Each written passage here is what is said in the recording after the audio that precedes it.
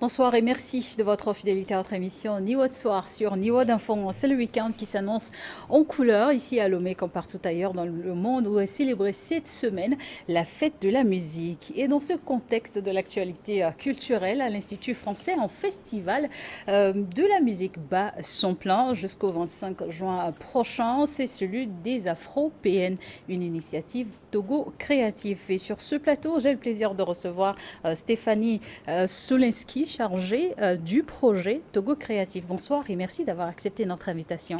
Merci de m'avoir invité pour pouvoir parler de ce programme et du festival. Alors, Togo Créatif, qu'est-ce que c'est que ce programme justement et quelle est sa vision pour l'univers socioculturel? Alors, Togo Créatif, c'est un programme européen de diplomatie culturelle et de soutien aux industries culturelles et créatives au Togo.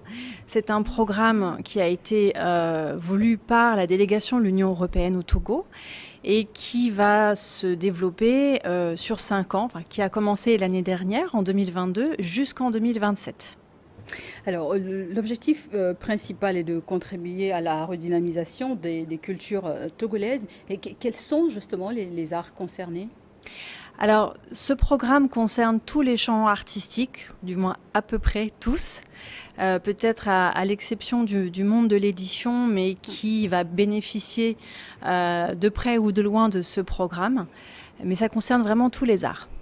Alors, les artistes togolais, il y en a toute une pléthore, vous l'aurez déjà constaté justement. Lesquels, par exemple, retiennent particulièrement votre attention de par leur talent, leur savoir-faire? Alors, c'est difficile de répondre, ce ne serait pas assez long parce qu'ils sont assez nombreux.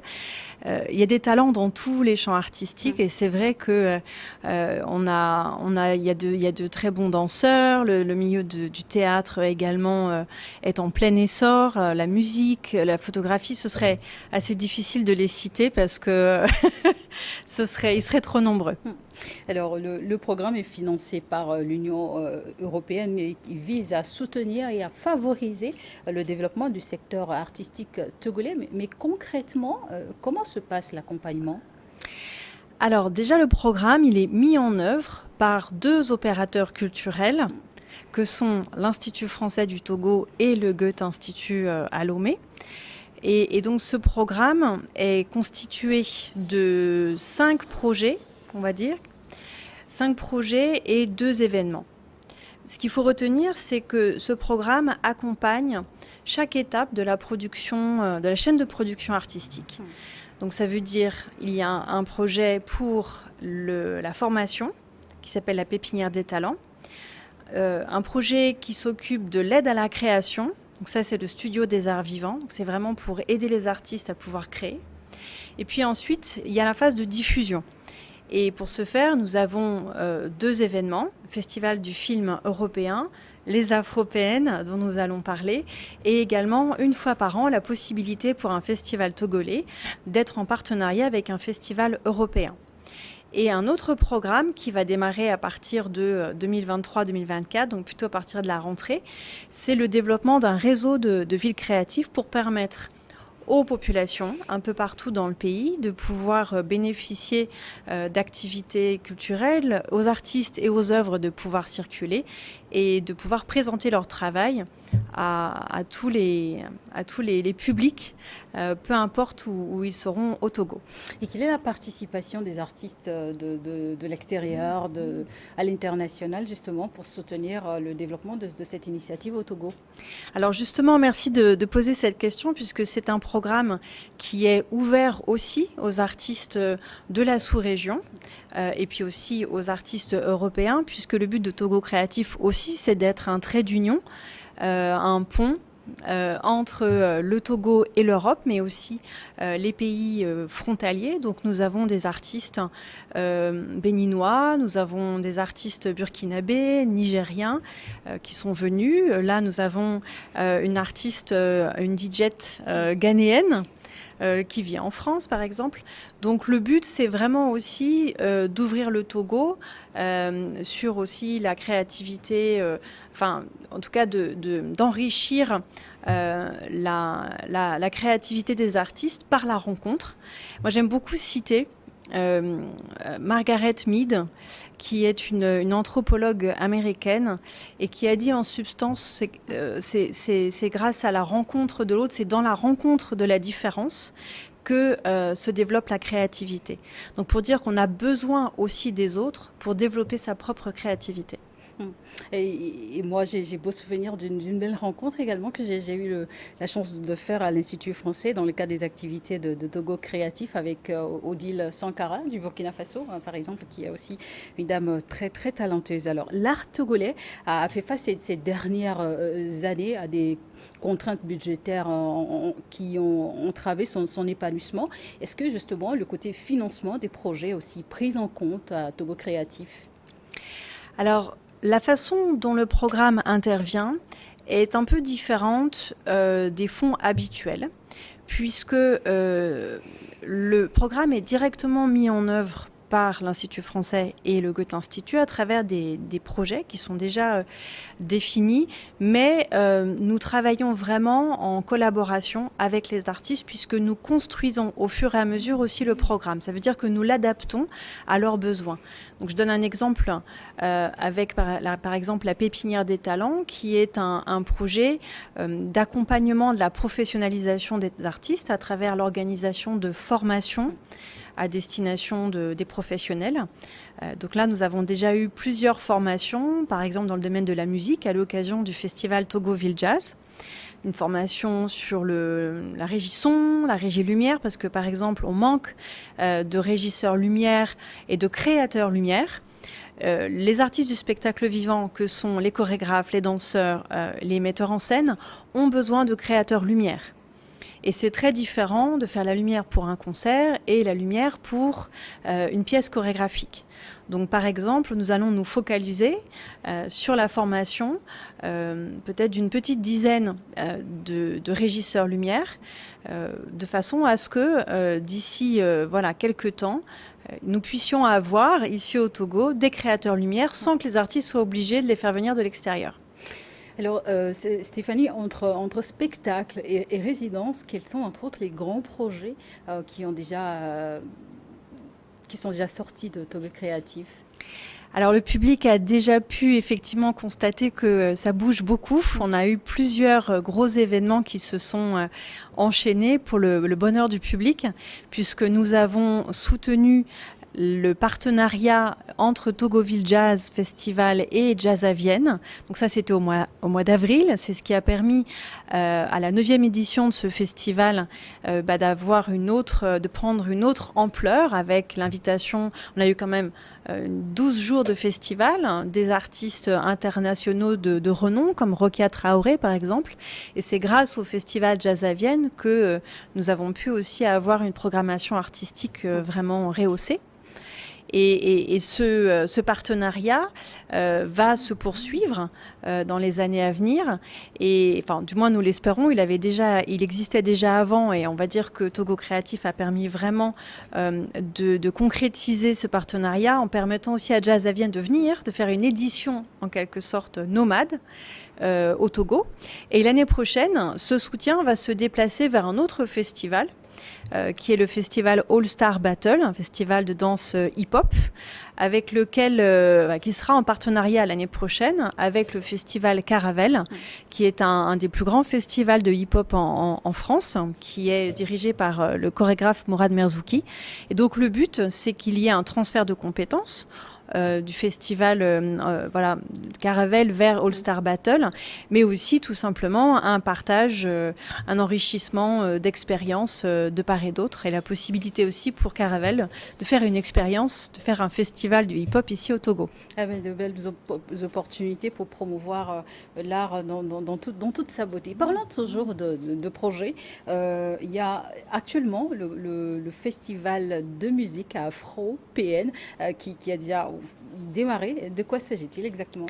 Alors les Afro-PN, ça fait justement partie des 2 événements annuels qui seront portés par Togo Créatif. Donc là, je parlais de Togoville Jazz, mais c'est ce qu'on appelle le festival nomade. Donc, chaque année, on change de champ artistique et de festival.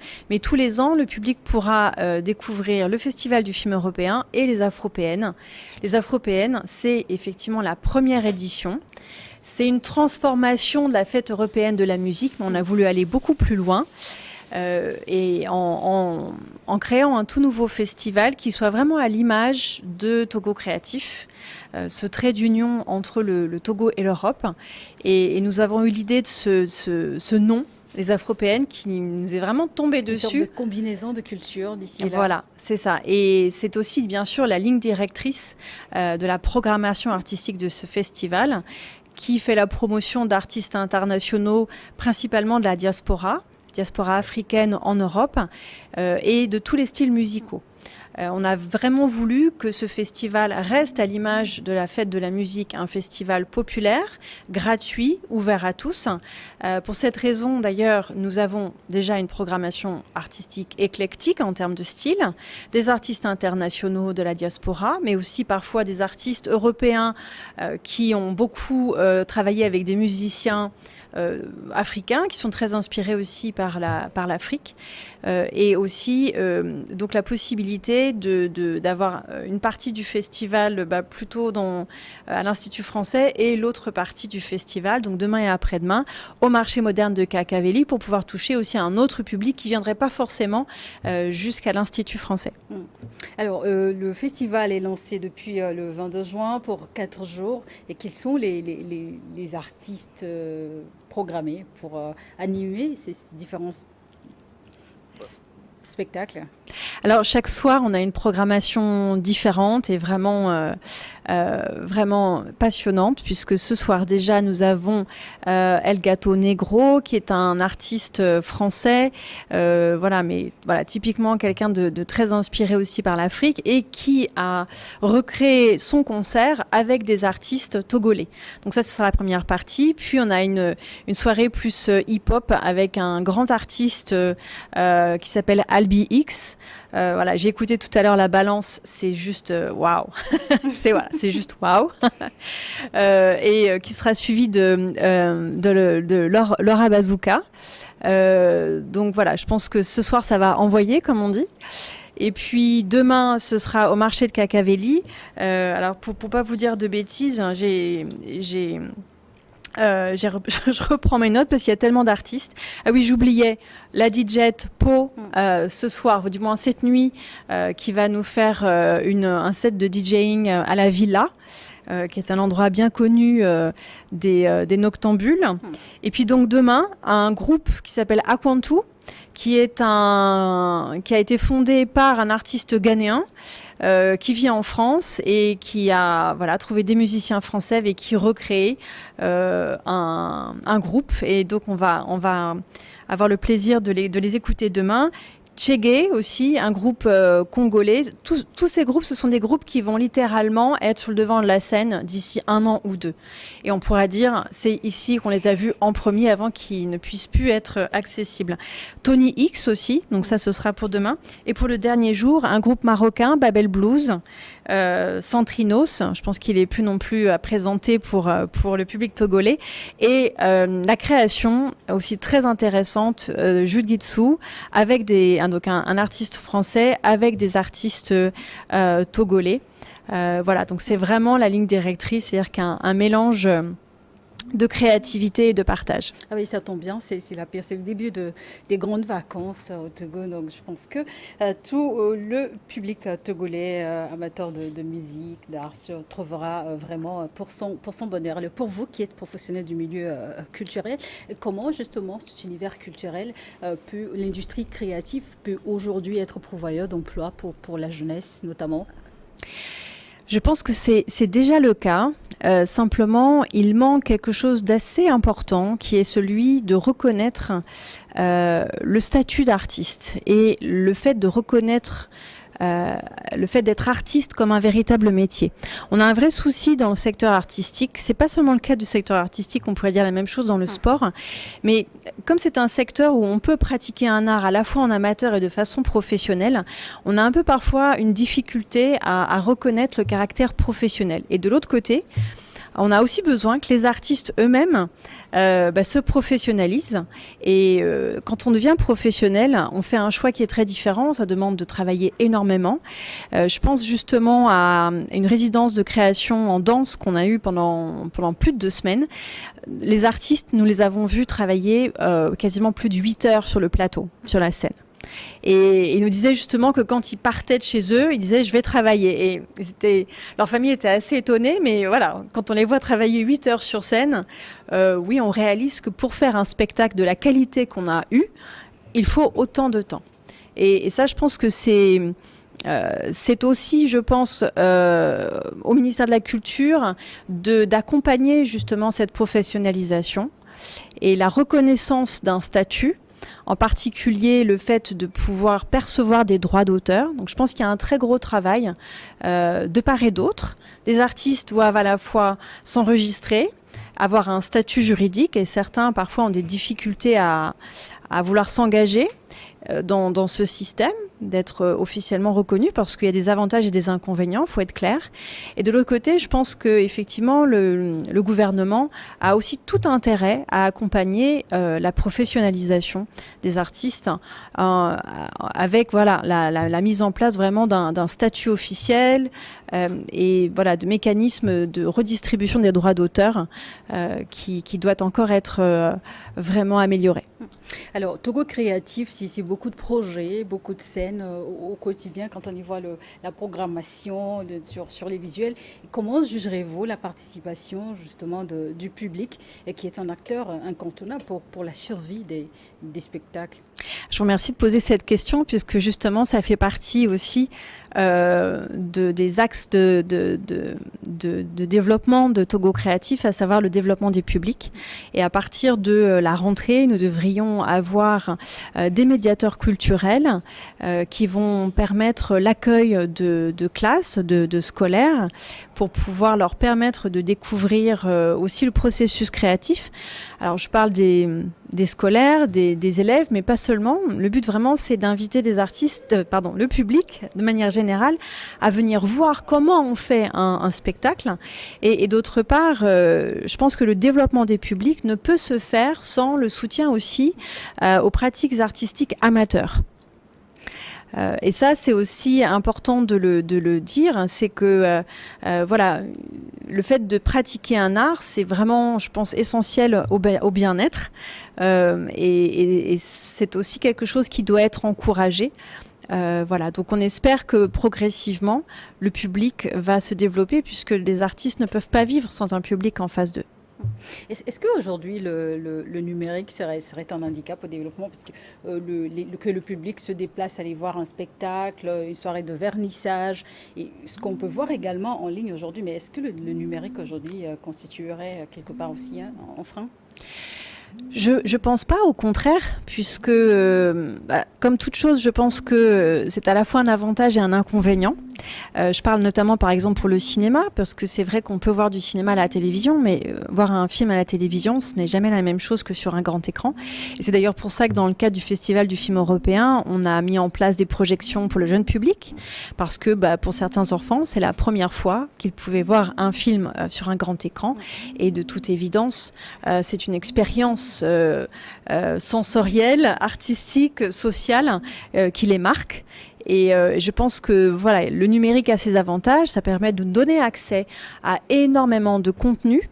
Mais l'inconvénient, c'est qu'on reste chez soi et on va plus au-devant des artistes. Et je pense qu'il y a certaines formes artistiques, pour le moment, on peut pas avoir le même ressenti devant un écran de télévision ou un téléphone et face à des artistes qui sont sur scène, au théâtre, en danse ou des musiciens même.